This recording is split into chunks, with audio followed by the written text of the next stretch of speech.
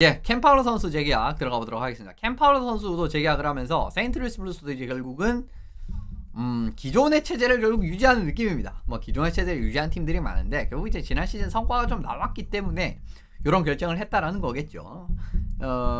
그래서 이제 요 결정을 내린 그런 배경적인 부분이라든가 한 번 더 보고 들어가 보도록 하시죠.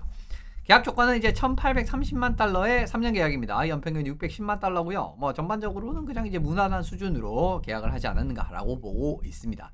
뭐 사실은 탑4 수준에서 여전히 경쟁력으로 보여줄 수 있는 자원임과 동시에 뭐를 이제 조금씩 나이가 들기는 하지만 아직까지는 이제 30대 중반, 그러니까 이제 계약이 끝나도 30대 중반 정도 수준, 36살인가? 그랬던 걸로 보였거든요. 이제 그런 부분을 감안을 하시면 이 정도는 뭐 사실은 충분히, 그리고 캡도 점점 올라간다라는 것까지 고려를 하시면 정말 좋은, 나쁘지 않은 이제 이런 부분 확인을 하실 수가 있습니다. 여기도 세부 조건이 달려 있는데 26, 27, 27, 28 시즌에는 트레이드 거부권이 통으로 달려 있고요. 그리고 이제 28, 29 시즌 같은 경우에는 트레이드 거부권이 조정된 트레이드 거부권으로 바뀌는 좀 독특한 조항이 있습니다. 이게 뭐 어떻게 바뀌냐고 하면은 28, 29 시즌 들어가면은 일단 이제 시작할 때는 이제 트레이드 거부권이 발동이 돼요. 그런데 2029년 1월 1일까지 요 조항이 만료가 되고 1월 1일부터는 조정된 트레이드 거부권으로 바뀝니다. 그러니까 이제 축소된다라는 거죠, 권한이. 이런 식으로 계약을 했는데 어쨌든 이제 마지막 시즌에 또 이제 트레이드 용이성을 좀 늘리기 위해서 그런 부분을 좀 고려를 하지 않았나라고 바라보고 있습니다. 15팀 트레이드 거부할 수 있는 조항이 있고요. 어쨌든 이렇게 조항이 바뀐다라는 거이 좀 독특한, 요즘에 좀 독특한 트레이드 거부권이라든가 조정된 트레이드 거부권, 이런 이제 조항들이 많은데 이제 이런 부분 확인을 하실 수가 있을 것 같습니다. 판이했죠. 두 팀에서의 성적이. 애너하임 덕스에서는 사실은 이제 파울러가 큰일 났구나, 이런 이제 느낌이 들었었다가 결국 세인트루이스 들어와서 뭐 경기력 완벽하게 회복을 했습니다. 역시나 이제 좋은 선수들, 뭐 전력도 더 좋아졌고, 그리고 이제 뒤에 말씀드린 퍼레이코 선수와 굉장히 좋은 이제 조합을 맞추게 되면서 결과적으로는 이제 이 경기력을 완벽하게 회복을 했다라고 말씀을 드릴 수가 있는데, 지난 시즌에서 이제 세인트루이스 블루스의 수비 조합을 바라봤을 때 파울로 퍼레이코 조합이 제일 많은 득점을 만들어냈습니다. 골 숫자가 제일 많았어요. 뭐 출장 시간이라든가 이런 것들이 제일 많지는 않았는데, 그러니까 이제 전반적으로 이제 그것도 이제 적었으면 좋았겠다, 출장 시간. 근데 그걸 제가 안 적었네요, 제가. 네, 브로베리 폴크 조합이 제일 지난 시즌 세인트루이스 블루스 조합 중에 제일 많이 뛰었던 조합으로 기억을 하거든요. 근데 이제 그 조합보다도 더 많은 골을 득점을 했고요. 그리고 SAT 같은 부분, 이거는 이제 우리 선수들이 올라왔을 때 슈팅 전체 시도가 있지 않겠습니까? 근데 그 중에 우리 팀 시도가 많으면은 이제 이게 50% 이상으로 찍히고, 우리 팀 시도가 적으면 50% 이하로 찍히는 거거든요. 근데 이 과정에서 파울러 퍼레이코가 제일 좋았었어요, 수비 조합들 중에서. 지금 이제 바라보신 뭐 레디 파울러, 터커, 수터 이런 조합들도 뭐 14골, 13골 기여 뭐 이런 부분들이 있지만 양면에서, 그러니까 이제 퍽 점유적인 부분에서도 좋았고 골을 만들어내는 부분에서도 좋았다라는 부분을 확인하실 수가 있습니다. 그렇기 때문에 파울러 퍼레이코 조합이 확실하다. 왜 이게 사실은 선수들의 조합이 잘 굴러간다라는 거는, 이건 이제 또 부가적인 요인이 있는 거거든요. 이제 뭐 측정이라든가 예를 들면은 뭐 애널리틱적이라든가 이런 부분으로는 계산을 할 수가 없는 영역입니다. 그러니까 이게 특정 선수 잘 안 맞을 줄 알았는데도 실제로 이제 딱 들어갔을 때는 실제로 세스 존스 같은 경우에도 이제 애널리틱 쪽에서는 굉장히 외형이 파냐라는 그렇게 좀 극단적인 의견도 있었고, 그리고 이제 좀 이게 굉장히 리스크가 큰 도박수다라는 느낌의 이야기 강했었는데 결국 어떻게 됐습니까? 잘 풀렸잖아요. 이제 그런 부분이 전반적으로 고려가 돼야 되는데, 파울로는 결국은 지금 몽고베리 체제에서 상당히 잘 어울리는 경기력을 보여주고 있는 것 같아요. 근데 이제 몽고베리 감독이 결국 이제 예전에 좋은 모습을 보여줬었던 뭐 보스턴에서라든가, 가만히 생각을 해보면 파울러 같은 유형의 선수들을 잘 쓰기는 했었죠, 그죠? 몽고베리 감독이 그런 과정도 좀 있다라고 바라보시면 좋을 것 같습니다. 제법 상호 보완이 되는 콤비예요, 두 명의 선수가.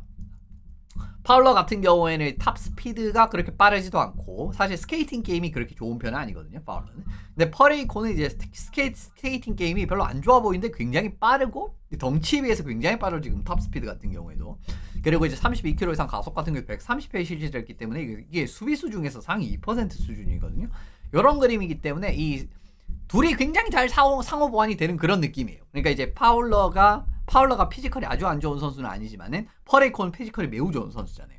이제 그런 과정도 그렇고, 그리고 스케이팅 게임이 어떻게 보면은 이제 직선적이고 빠른 스케이팅 게임은 또 퍼레이코가 훨씬 더 좋은 부분이 있는데, 또 퍼군반이라든가 이런 이제 또 공격 조율이라든가 이런 부분에서 또 파울러가 굉장히 좋은 모습을 보여주기 때문에, 이런 뭐 스케이팅 부분에서도 어쨌든 좀 상호 보완적인 측면을 확인을 하실 수가 있다라는 거 하나 더 말씀드리고 넘어가면 좋을 것 같습니다.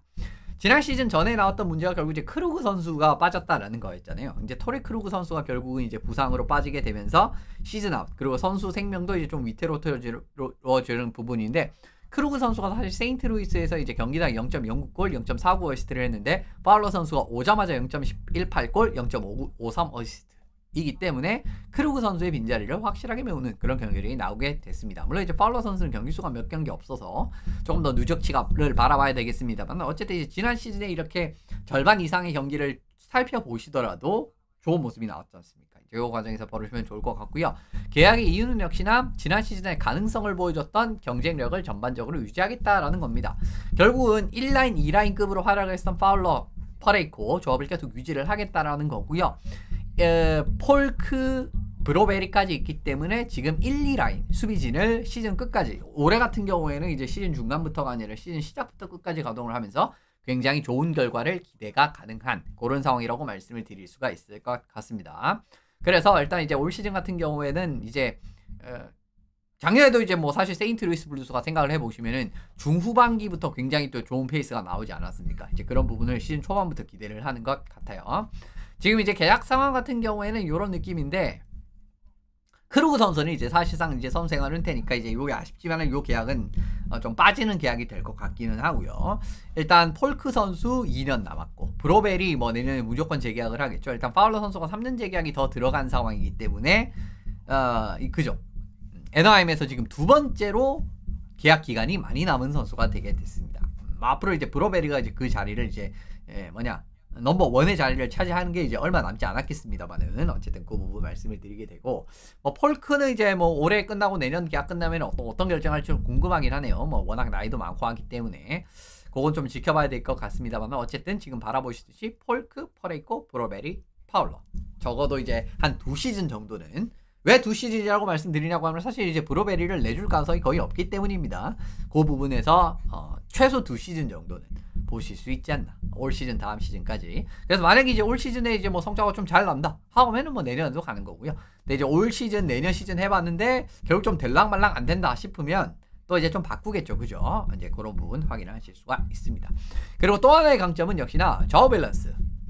이 야구에만 좌우 놀이가 있는 게 아닙니다. 우리 야구에서 이제 타순을 이제 왼쪽 오른쪽 이렇게 밸런스 이렇게 배출하면 이제 좌우놀이 한다 뭐 이런 느낌으로 이렇게 말씀을 많이 좀 이제 우스갯소리로 이렇게 이야기를 많이 하지 않습니까? 근데 하키에서 사실 이제 수비에서 결국 이제 왼쪽 오른쪽 수비수들을 균형 잡게 매치를 하는 거를 좀 좌우놀이를 하는 그런 느낌으로 바라보셔도 좋은데, 그 이유는 사실 오른손잡이 수비수가 굉장히 적기 때문이에요.